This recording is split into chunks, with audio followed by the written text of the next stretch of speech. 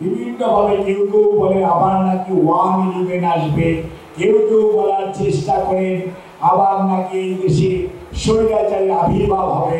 জনগণের আশা আকাঙ্ক্ষাকে কিভাবে সম্মান করতে হয় এইটুকু যেই দল জানে সেটি হচ্ছে বাংলাদেশ জাতীয়তাবাদী দল। বাংলাদেশ জাতীয়তাবাদী দলের ঐতিহ্য আছে শত বাধা বিপত্তির মাঝেও জনগণের পাশে থেকেছে। তাদের সবার জানার জন্য বলি, যারা 111 করেছিলেন তাদের অভিজ্ঞতাটা তাদের মনে আছে তো? তারা কিভাবে যেতে হয়েছে, আজকে তারা কোথায় আছে, সমাজে তাদের কোনো অস্তিত্ব নাই, মুখ দেখাতে পারে না। আর যারা স্বৈরাচারী কায়দায় সরকারি প্রশাসন যন্ত্র আইন শৃঙ্খলাকে ব্যবহার করে মনে করেছিলেন যে এটা বাপ দাদার তালুকদারি, সেই সমস্ত মানুষগুলো আজকে কোথায় আছে? কোথায় তারা আজকে পালিয়ে গেছে অথবা তারা আজকে কিভাবে জীবন যাপন করছে সেখান থেকে সবার শিক্ষা নেওয়া উচিত। কারণ যারা 111 ভয় দেখান অথবা যারা স্বৈরাচার ফেরত আসবে এই সমস্ত কথা রাস্তা প্রশস্ত করার চেষ্টা করেন, তাদের মনে রাখতে হবে এই বাংলাদেশের মানুষ জোয়ার ভাটার দেশের মানুষ 5ই আগস্ট একবার জোয়ার দেখেছে, আবার নতুন করে ঘুমন্ত মানুষগুলোকে, এই শান্তিপ্রিয় মানুষগুলোকে হয়তো বিড়ম্বনায় ফেলবেন না। তাহলে মনে রাখবেন ওই জোয়ারে আপনারা যারা ষড়যন্ত্রকারী সবাই ফেসে যাবেন।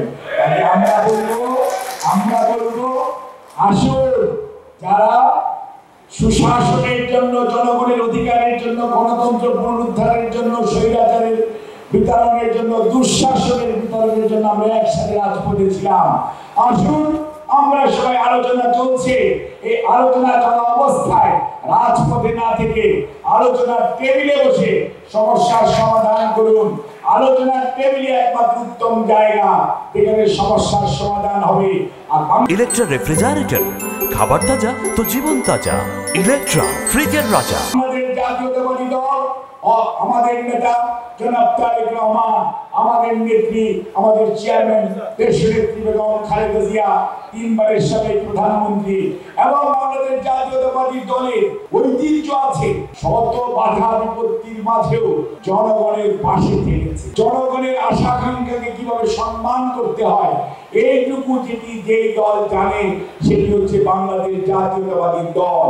আর যারা আজকে বিভিন্ন কথা বলে, কেউ কেউ বলেন জনগণ নাকি চায়, জনগণ নাকি চায় রে বাবা, বলছেন তো জীবনে কোনোদিন একটি সংসদীয় আসনেও জয়যুক্ত হন নাই।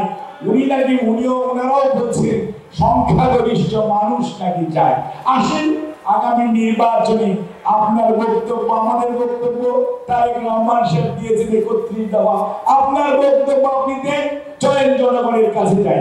জনগণ যাদেরকে দায়িত্ব দিবে, যে পদ্ধতিতে দিবে আমরা সেই পদ্ধতি মেনে নিব। জনগণের রায়ের প্রতি শ্রদ্ধা রাখার চেষ্টা করুন। আর কোন অবস্থাতেই স্বৈরাচার অথবা অন্য কোন অসাংবিধানিক ব্যবস্থার রাস্তাকে সুগম করার সাথে কেউ দয়া করে হাত মিলাবেন না।